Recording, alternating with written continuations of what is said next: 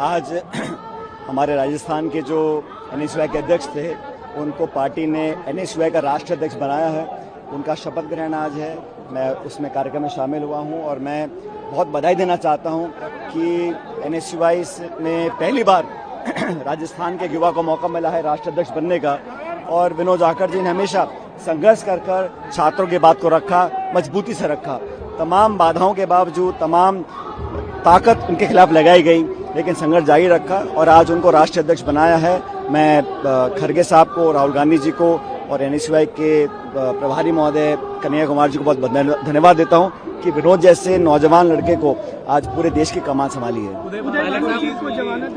देखिए, मैं समझता हूं कि जो युवक कांग्रेस के हमारे साथी हैं और उदय भान जी हैं, इस सरकार को इतनी बौखलाहट हो गई थी। जहां तक विरोध की बात है, विरोध प्रदर्शन किसी को पसंद आए या ना पसंद आए, क्योंकि अगर विरोध पसंद आएगा तो विरोध किस बात का है।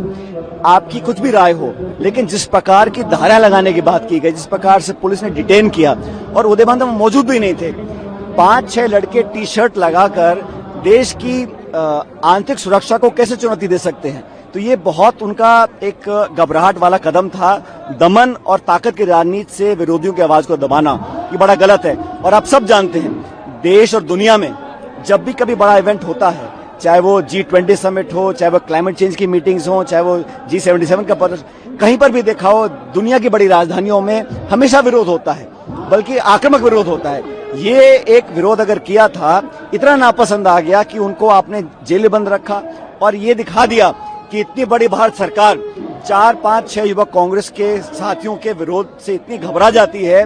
उन्होंने कहा कि जो डील की है अमेरिका के साथ, खासकर जो कृषि से संबंधित विषय हैं, उस पर एक सरकार बैकफुट पर है और कॉम्प्रोमाइज है। प्रधानमंत्री ने जो दबाव में ये डील करी है, उसका विरोध करने के लिए तमाम किसान और नौजवान आज मुखर हो गए हैं। लेकिन जो उन्होंने किया उदय भान जी के साथ सरासर गलत था और ये दिखाता है कि इस देश में विरोध करने वालों को इस हालात का सामना करना पड़ेगा।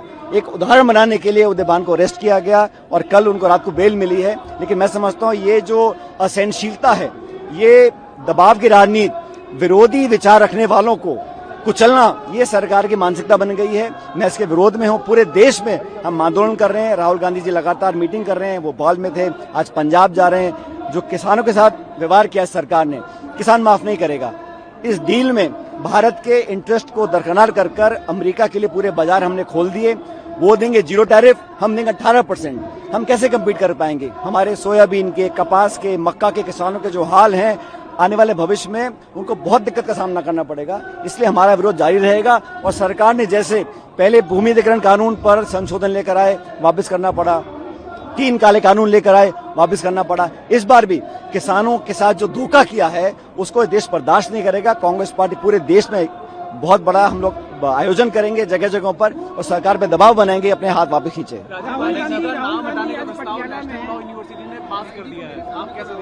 ये इस देश में राजीव जी, इंदिरा जी सब प्रधानमंत्री रहे, तो ये द्वेष की भावना 11 साल बीतने के बाद भी इस भाजपा सरकार की द्वेष की भावना, ईर्ष्या की भावना खत्म नहीं हुई है।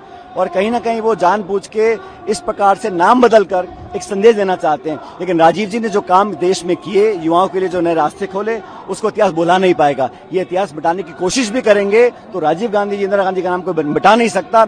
ये एक बहुत छोटी मानसिकता है कि नाम बदलकर आप इतिहास के पन्नों से उनका नाम हटा दें। ये संभव हो ही नहीं पाएगा कभी। पीएम मोदी जैसे ही भारत आए, अटैक कर दिया ईरान पर, आप इसे कैसे देखते हैं? देखिए, मुझे लगता है कि हमारा जो ये जो यात्रा थी, इसकी टाइमिंग मैं समझता सही नहीं थी। और जो भाषण भी दिया, उससे कहीं ना कहीं भारत की जो एक निष्पक्षता है, उस पर संदेह हो जाता है। हमने हमेशा एक 2 नेशन थ्योरी को सपोर्ट किया है, हमेशा।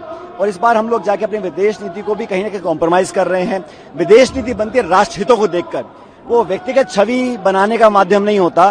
दुर्भाग्यवश पिछले 11 साल से जो विदेश नीति बनी है, वो व्यक्ति आधारित हो गई है। और व्यक्तिगत रिश्तों को लेकर अगर विदेश नीति बनेगी तो देश के हितों को नुकसान होगा। हमने हमेशा कहा कि भारत का हित पहले है, भारत का हित किसी पार्टी, किसी नेता से ऊपर है, उसका ध्यान सरकार को रखना पड़ेगा।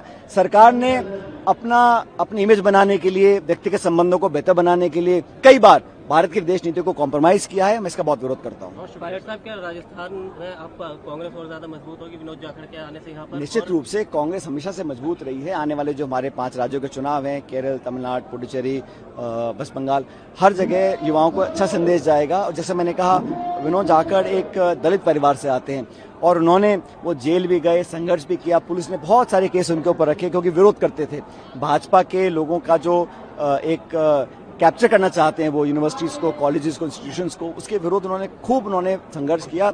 और ये मुझे लगता है इसका एक अच्छा संदेश पूरे देश के नौजवानों में गया है कि संघर्ष के लिए हमेशा कांग्रेस, युवक कांग्रेस आगे रही और आगे रहती रहेगी। कल अरविंद केजरीवाल और मनीष सिसोदिया को लिक्वर केस में बरी कर दिया गया है, इस पर क्या कहेंगे? देखिए, ये तो कोर्ट का निर्णय है, लेकिन मैं इसमें इतना ही कहना चाहता हूँ कि जो टाइमिंग है वो जैसा कुछ लोगों ने कहा संदिग्ध है और न्यायपालिका अपना काम करे।